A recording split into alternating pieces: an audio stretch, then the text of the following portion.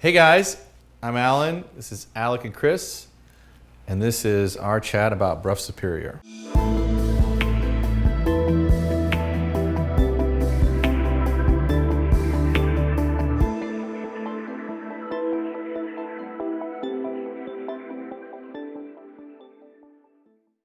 Okay, so Brough Superior, B-R-O-U-G-H, Superior. Brough, not B-R-U-F, not Bro, Brough Superior. We have a long history at Revival, going back to 2007 when I got to ride my very first Brough. We rode it cross country.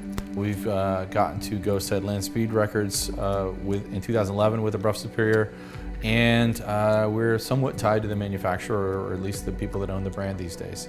But today, we're just going to talk about this specific Brough and maybe get into some of that stuff later. This is a 1924-ish Brough Superior SS80. They weren't made as a year models, really. They were made as models of bikes in a period. So we can guess this is a 24. This bike would have been guaranteed to go 80 miles an hour in the 1920s, which was a big damn deal. If you got an SS100, then it was guaranteed to go 100, right? And the history of Brough Superior is that George Brough definitely didn't just use one engine or one frame or one anything. It was always just the best of the parts that he could go out and buy and find. If you want to Google this, you'll want to know that Lawrence of Arabia died on a Brough Superior. I think he owned 3 or 4 at the time.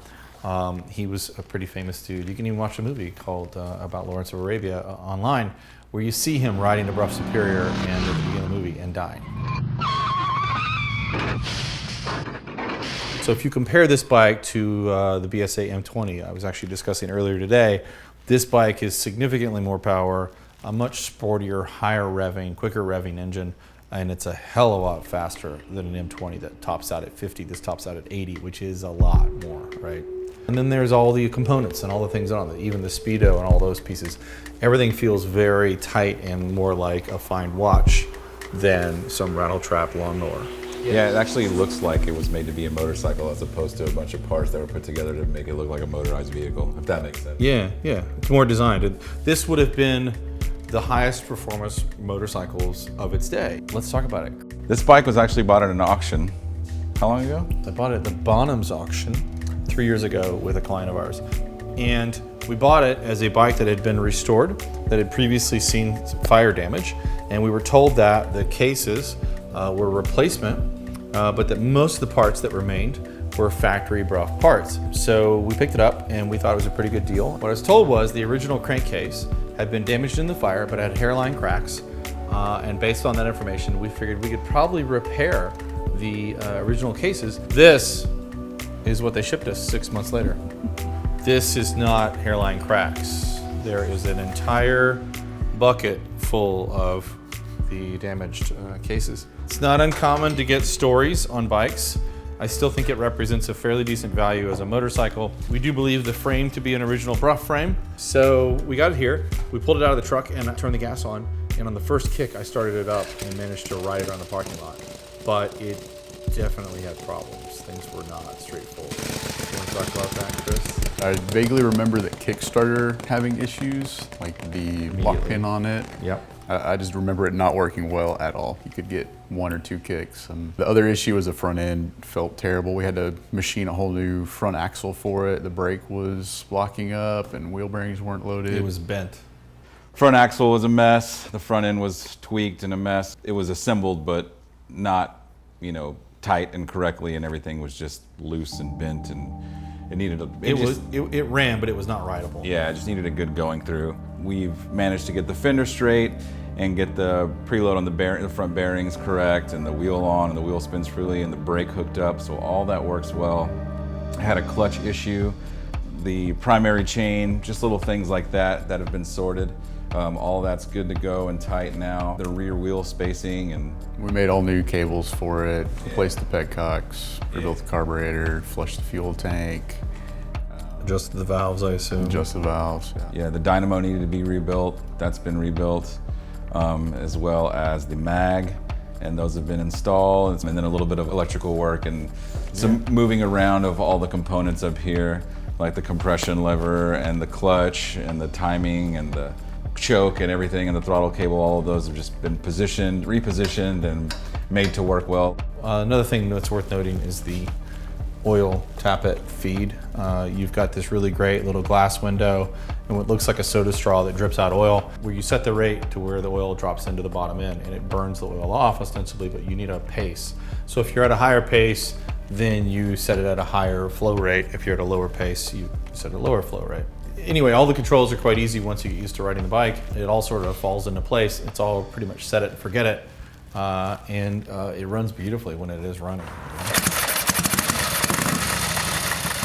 So the difference in being a mechanic or a tech on a bike like this versus a modern machine, really it's not a lot different than any other motorcycle from its period, meaning it being expensive and prestigious doesn't mean necessarily that it's harder to work on than an M20 that costs $5,000 from the same time. But it's still more of an art form than it is parts replacement. There's no manual. It's more of a path, would you say, Chris, like a path of discovery? It's more of a riddle that you're trying to unlock. All these bikes were handmade, so there wasn't an assembly line where everything's the same. No standardization. No standardization. Yeah. All the components are different. Mid-year, they'll change components depending on what they can get. But yeah, working on it's a challenge because there's not a really good reference, so it's more experiential than anything. The one thing that sticks with me whenever working on something this age is never underestimate the agricultural nature of these machines. Yeah. And that was his polite way of saying, quit overthinking it. It's an old tractor, treat it like one. Yeah, working on them is also the biggest challenge is parts. So when things go out, you literally have to generally make a new part. Yes, there's guys out there with spares for some things, but like, for instance, the exhaust, they call it the acorns, the exhaust nuts for these bikes. We've had to machine some from scratch. I can tell by looking at this that there's 2 here that have been replaced that are non-factory and 2 that are factory. But some of the pieces that are really, really beat up, they're factory parts because they've just continued to work the way they're supposed to. Generally, like that axle, we just have to make a new part. You have to machine it from solid.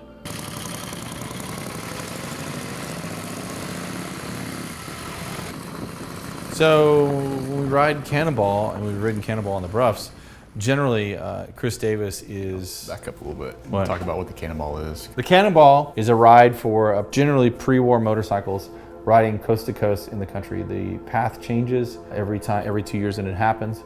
And generally, most of the bikes on that ride are Harleys because we're in America, and hell yeah.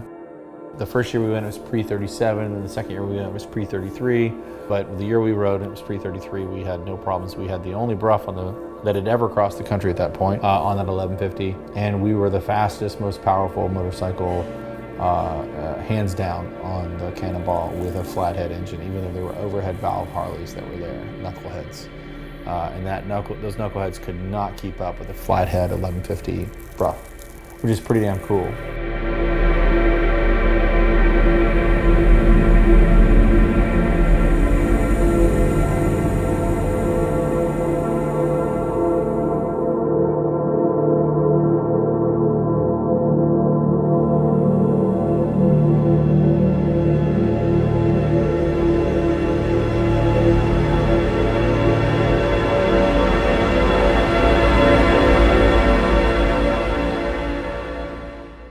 Now's the time of video where most people ask for money or donations or whatever. I'm not gonna ask you for that.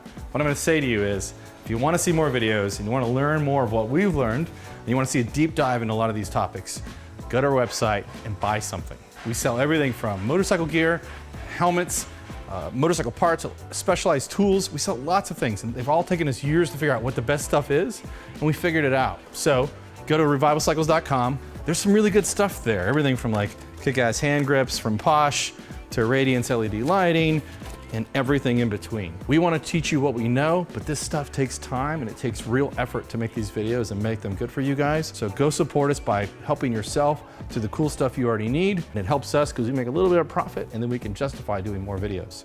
Thanks for your support.